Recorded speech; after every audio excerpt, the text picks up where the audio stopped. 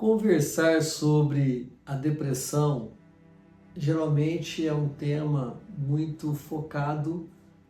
para o setembro, que é qualificado como Setembro Amarelo, que veio com esse pega de debater a prevenção ao suicídio, mas como o suicídio ele tem uma demanda de praticamente 80% de pessoas que estavam com uma depressão não tratada. Então, o que equivale pensarmos no Setembro Amarelo não é exatamente em si o suicídio, mas o processo de depressão e como fazer o processo de prevenção à depressão. Porém, aqui eu trago um elemento do porquê, a pergunta que a gente faz, né? Por que o Brasil é campeão em depressão na América Latina e perde apenas para os Estados Unidos a nível mundial? Tem um elemento que são os dois países com maior desigualdade social, com um quantitativo mínimo de enriquecidos contra uma massa enorme de empobrecidos. E isso gera uma baixa autoestima dentro da questão social e, consequentemente, desencadeia o processo de depressão. Mas tem um segundo elemento que eu trago aqui, que é a questão do racismo que é vivido no Brasil, que é consequência de um processo de escravatura de 360 anos, mais 160 anos de uma abolição que até hoje não aconteceu e que coloca a população negra, afrodescendente,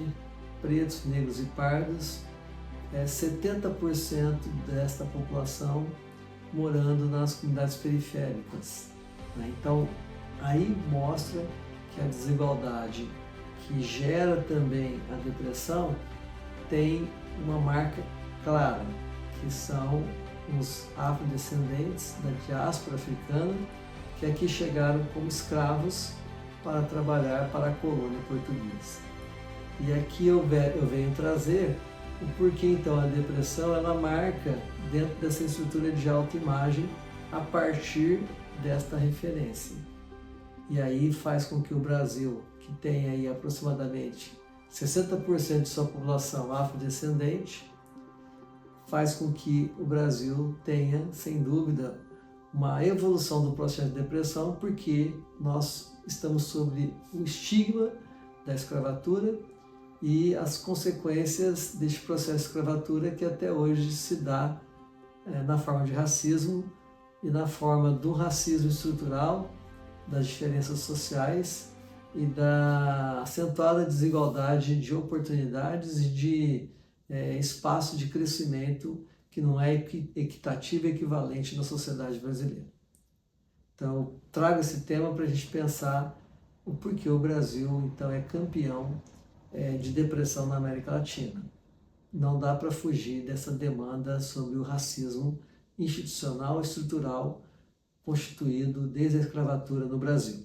Neste livro, A Cor do Inconsciente, Significação do Corpo Negro, a psicanalista Isildinha Batista Nogueira, ela faz a reflexão a partir da psicanálise, uma psicanalista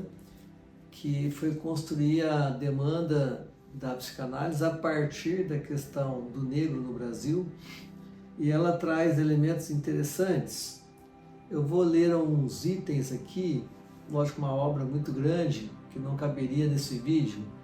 mas que embasa um pouco a questão da construção da imagem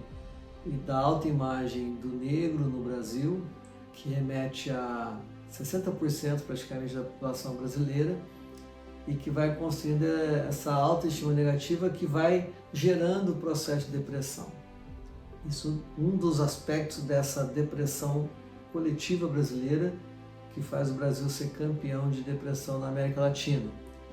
Mas um fragmento que pouca gente quer falar e que quer atribuir apenas a questões individuais e não remetendo a essa construção coletiva cultural do processo de depressão. Então ela vai falar aqui que neste processo em que, como ensina Freud, a criança naturalmente vai experimentar sentimentos de desqualificação dos pais, para a criança negra tal desqualificação se define necessariamente como a desqualificação da condição de negros de seus pais. Então, no processo de separação da criança dos pais, a criança, lógico que vai construir o processo de desqualificar os pais para construir uma referência, mas a partir de um referencial que não é da negritude dos pais, porque ser negro não é impactante num país que ser branco é o modelo. Então a criança negra, ao olhar para a sua mãe, desde o ato de amamentar, ela não vê uma pessoa com uma referência de ideal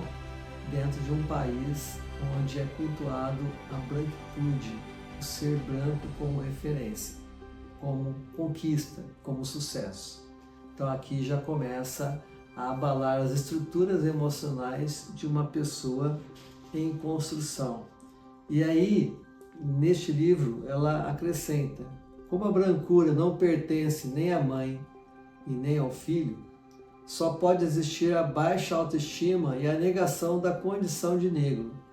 porque o grande outro, o espelho em que o negro vai se mirar pela primeira vez, também o nega. Então, olha, a negação da questão da identidade negra, da sua origem, da sua ancestralidade, porque tem um referencial que perpassa, que é a branquitude. Isso até hoje, né? Agora começamos a ver, a partir do movimento negro no Brasil, dessa luta, as emissoras começaram a trazer jornalistas, repórteres, atores, atrizes negras para novelas, para programas, para filmes, mas há um início quase que incipiente diante dessa história traumática da escravatura. Então, olha só, sendo crianças nascidas de mães negras, dentro dessa configuração pardos, negros e pretos, que hoje está politicamente correta em a gente nominar, e isso fez com que evoluísse também a percepção estatística da diáspora africana no Brasil, que chega a quase 60%, só que uma mãe negra, uma mulher negra, que é a última da cadeia estruturante social pela questão da desigualdade, é aquela que mais sofre entre as mulheres por ser negra, sofre mais do que inclusive o homem preto, negro, porque ela é a última da pirâmide social e é ela que vai gestar, é ela que vai amamentar, é ela que vai cuidar do seu filho. Com uma baixa autoestima também pela sua identidade, que ela também não se vê na identidade dela. Por isso que o movimento negro, toda essa luta, vai ajudar o resgate dessa autoestima, mas é um processo a longo prazo, mas que hoje cai nas estatísticas coletivas de um país que sofre por depressão. E é interessante, um país que exalta tanto a canção, a música, o samba do negro, e ao mesmo tempo é o samba que o negro toca para o branco dançar e curtir. E a gente vê no olhar social o quanto que a Casa Grande Senzala ela é real hoje, porque a quem a população negra da diáspora africana no Brasil está a serviço do branco que pode curtir. Nesse sentido, o processo de depressão coletiva que configura esse quantitativo enorme de pessoas pontuando a depressão, a meu ver, vai muito dentro desta emergência, desta realidade e dessa história, que aí é a gota d'água num copo que está cheio, que emerge uma disfunção psicoemocional. Tratar isso de forma individual, sem coletivizar e sem ver a realidade cultural do país, é estar cego para a nossa realidade, ou propor a fazer uma saúde mental pública individualizada, e não coletivizar esse debate para transformar este país num país de igualdade e na luta antirracista, mas que acontece pelas igualdades de direito, e não apenas um discurso. Faço esse vídeo aqui pensando exatamente em discutir a prevenção à depressão, mas dentro do espectro coletivo. E nós vamos continuar a falar disso, desse tema tão importante, nos próximos vídeos aqui no meu canal do YouTube. Aguardo você nos próximos temas e muito obrigado pela sua atenção até o momento.